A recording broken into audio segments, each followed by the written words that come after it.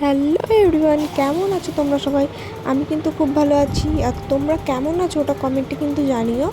আর হ্যাঁ, সকাল সকাল কোথায় যাচ্ছি ভিডিওটা দেখো, নাহলে বুঝবে কি করে। তো আমরা তো প্রথমে এসে লাইনে দাঁড়িয়ে থাকি, ব্যাংক এখনও খোলেনি বলে। হ্যাঁ, বলে দিলাম ব্যাংকে এসেছি।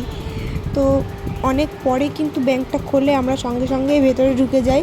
আর আমরা কিন্তু আগে আগেই চলে গেছিলাম, কারণ অনেক লেট হয়, তাই জন্য যাতে একটু সামনে লাইনটা পাওয়া যায়। তো আমরা ব্যাংকে গিয়ে কাজ মিটিয়ে এসেছি। স্কুলে একটা কাজ আছে, আমাদের পাড়ার যে স্কুল প্রাইমারি, ওই স্কুলে এসে একটু দরকার ছিল।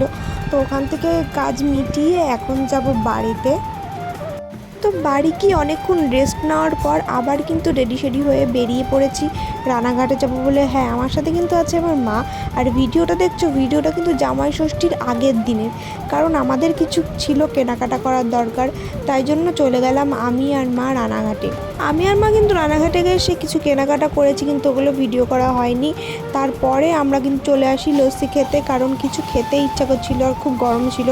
গরমের মধ্যে বুঝতেই পারছো জামাই ষষ্ঠীর আগে কীরকম গরম ছিল তোমরা জানো।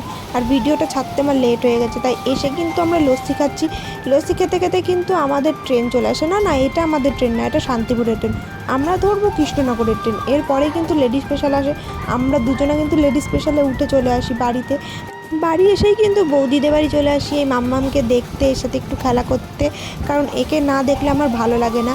তো এর সাথে খেলা করতে করতে একটু ভিডিওটা নিয়ে নিলাম, এখানে আমরা আড্ডা মারছিলাম। তো এখানে আমি ভিডিওটা শেষ করছি। ভালো লেগে থাকলে অবশ্যই লাইক কমেন্ট শেয়ার সাবস্ক্রাইব করবে। বাই।